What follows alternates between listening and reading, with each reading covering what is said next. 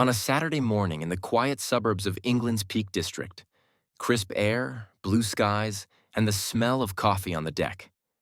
But for David and Anna Mitchell, the tranquility was shattered when they spotted something moving near the base of their trampoline. At first glance, it looked like a neighbor's white cat hunting in the leaves. But when the creature stepped into the sunlight, the couple froze. This was no domestic pet.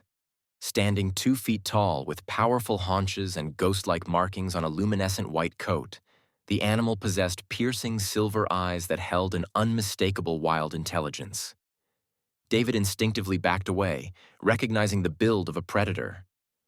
Yet, instead of fleeing or attacking, the beast did the impossible. It walked calmly to their glass door, sat down, and stared at them, waiting to be let inside like a lost dog. With a massive fireworks display scheduled for that evening and a mysterious, powerful carnivore refusing to leave their doorstep, David and Anna were forced to make a choice.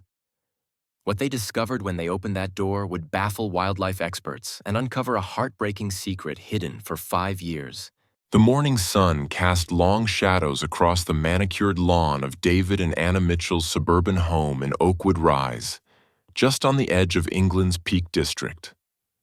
It was a crisp Saturday in early November, the kind of day where the rolling hills stood sharp against a crystalline blue sky and the last golden beech leaves clung to their branches before winter's arrival. David sipped his tea while Anna prepared breakfast on the deck, the smell of coffee and bacon drifting through the cool air. "Look at that view," Anna said, gesturing toward the moors with her spatula. "Days like this make me grateful we moved here from Manchester." David nodded, watching the steam rise from his mug. Their back gardens stretched out before them, a full acre bordered by tall pines, with a trampoline near the fence, and a vegetable garden Anna had lovingly tended all summer, now dormant for the season. That's when they saw it. Near the base of the trampoline, something white moved against the brown mulch and fallen leaves. At first, David assumed it was their neighbor's Persian cat, Snowball, who often wandered through their garden hunting voles. But as the creature stepped into the open, both David and Anna froze. This was no house cat. The animal stood about 2 feet tall at the shoulder, with powerful haunches and legs that spoke of explosive strength. Its coat was pure white, almost luminescent in the morning sun, with faint ghost-like markings barely visible along its sides. Most striking were its eyes, pale blue, almost silver, that held an intelligence and wildness that made David instinctively take a step back. "What on earth is that?" Anna whispered, setting down the spatula slowly, as if sudden movement might provoke it. The creature's head turned toward them with fluid grace. Its ears, topped with distinctive black tufts despite its otherwise white coloring, swiveled like radar dishes. The facial structure was unmistakably feline, but this was no domestic breed David had ever seen. The muscular build, the size of those paws, the way it moved with controlled power, everything about it screamed predator. "Get inside," David said quietly, already backing toward the sliding door.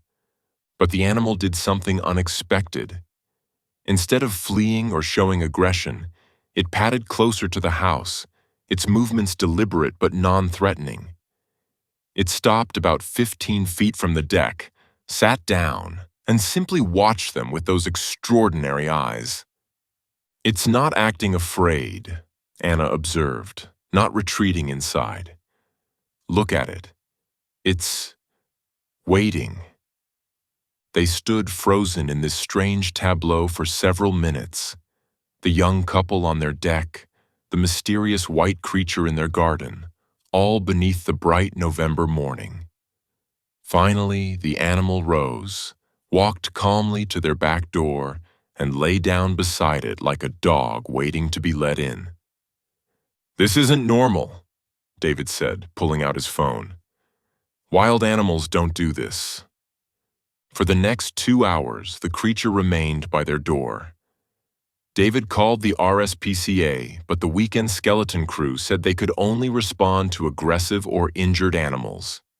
He tried the local wildlife trust, but got voicemail.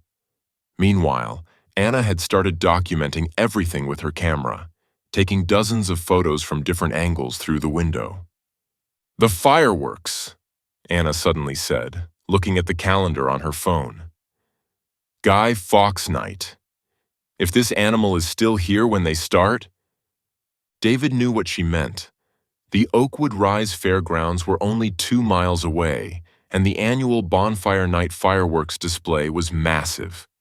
If this creature was lost or displaced, the noise could send it into a panic, potentially making it dangerous or causing it to injure itself. Anna opened her laptop and navigated to the Oakwood Rise Community Facebook group. She uploaded several of the clearest photos with the caption, "Strange white animal in our back garden on Ponderosa Drive, bigger than a house cat, not acting aggressive but won't leave. Anyone missing a pet? We are concerned as it's very unusual. Please help identify." Within minutes, comments started flooding in. Most were jokes about albino foxes or someone's escaped savanna cat. But then Margaret Hoffman, a local veterinary technician, commented, "That's not a domestic animal. The ear tufts, the ruff, the size. That looks like a lynx.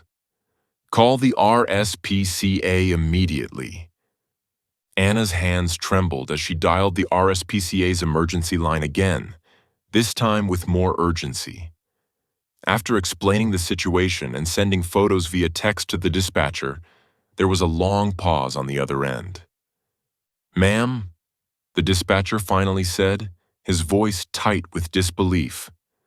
"Our wildlife expert says you have what appears to be an albino Eurasian lynx in your garden. This is unprecedented. We're sending someone immediately. Do not approach it, but if possible, try to contain it in a garage or shed. With the fireworks tonight and a lynx loose in a residential area..." The implications hung heavy in the air. David looked at the creature, still lounging by their door like it belonged there. "It's been completely calm," he told the dispatcher. "It actually seems like it wants to come inside." After getting detailed instructions from the RSPCA, David and Anna formulated a plan. Their utility room had a door to the outside and could be sealed off from the rest of the house. Peeking through the utility room window, Anna opened the outside door while David stood ready at the interior door with a broom just in case. The lynx, for that's what they now knew it was, lifted its head at the sound of the door opening. It stood, stretched luxuriously, and patted inside as if it had done this 1,000 times before Anna quickly closed the door behind it. Through the window, they watched in amazement as the lynx explored the small room, sniffing at the washer and dryer, then curling up on a pile of clean towels Anna had left on the folding table. "It's acting like someone's pet," David said, bewildered. "But who keeps a lynx as a pet?" 40 minutes later, Inspector Amanda Lovett from the RSPCA arrived, along with Dr. Marcus Thompson from the Royal Veterinary College's Wildlife Program. Anna led them to the utility room window where they could observe the animal. Dr. Thompson's intake of breath was audible. "In 30 years of studying wildcats, I've never seen anything like this. True albinism in Eurasian lynx is virtually unheard of. This animal should be in a museum, not someone's laundry room." Inspector Lovett prepared her equipment, a humane grasper, heavy gloves, and a large reinforced carrier. "The concerning part," she said, checking her catchpole, "is how comfortable it seems around humans. Wild lynx are notoriously elusive. This behavior suggests human imprinting." When they opened the utility room door, the lynx barely reacted. It watched them with those pale eyes, alert but unafraid. Inspector Lovett approached slowly, speaking in soft, soothing tones. The lynx actually walked toward her, sniffing at her extended hand through the heavy glove. "This is definitely someone's illegal pet," she muttered, skillfully maneuvering the grasper around the animal's body. The lynx didn't fight, didn't hiss, didn't show any of the defensive behaviors expected from a wild animal. It allowed itself to be guided into the carrier with only minor resistance. As they loaded the carrier into the RSPCA van, neighbors had begun gathering, phones out, recording everything. The Mitchells' quiet street had never seen this kind of excitement. "What happens to it now?" Anna asked, worry creasing her face. "First, quarantine and health assessment at Stapley Grange Wildlife Center," Inspector Lovett explained. "We'll check for a microchip, though I doubt we'll find one. Keeping a lynx as a pet requires a special license under the Dangerous Wild Animals Act, which is rarely granted for a private home.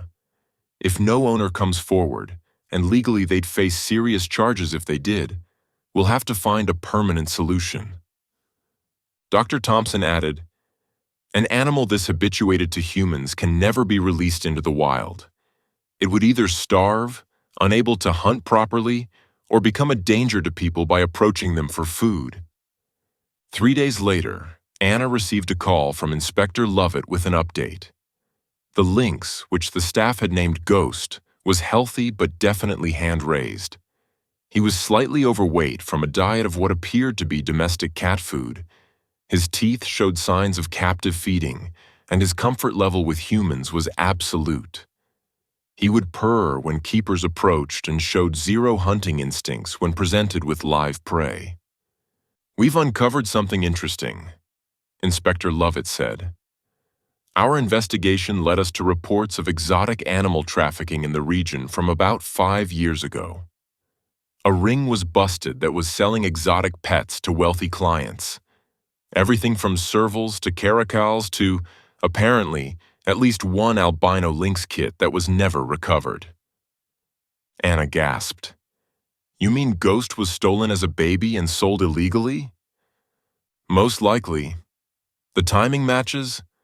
Ghost is approximately 5 years old based on dental examination.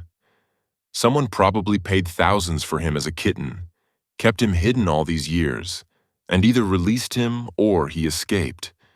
Given how he came to your door seeking help, I'd guess the latter." The story became more heartbreaking when the full investigation results came in 2 weeks later. Using Ghost's unique albino genetics, wildlife forensic experts traced his likely origins to a wild lynx population in the Carpathian Mountains. 5 years ago, a female lynx with unusual coloring had been found dead near her den, shot by poachers. Her kits were never found, assumed dead. But one white kit, it seemed, had survived, only to be sold into the exotic pet trade. The question of Ghost's immediate future remained. Standard wildlife sanctuaries couldn't take an imprinted lynx that might endanger their rehabilitation programs. Zoos were reluctant to display an animal with such a controversial background. For several weeks, Ghost remained at Stapley Grange, winning over every keeper with his unusual personality, wild enough to maintain his dignity, tame enough to make everyone fall in love with him. The breakthrough came from an unexpected source. Dr. Sarah Martinez, a specialist who ran a sanctuary called Wild Futures Reserve in the Devon countryside, heard about Ghost through professional networks. Her facility specialized in providing permanent homes for wild animals that couldn't be released due to human imprinting or injury. Animals caught between the wild and domestic worlds. "I've worked with several former pet lynx," Dr. Martinez told the Mitchells when she called to update them, having heard they'd been following Ghost's story. "They require specialized care, but they can live fulfilling lives in the right environment. Ghost will have a 2-acre enclosure with climbing structures, a heated den, water features, and most importantly, No pressure to be either wild or tame. He can just be himself. David and Anna drove out to visit Ghost at his new home 3 months after finding him in their garden.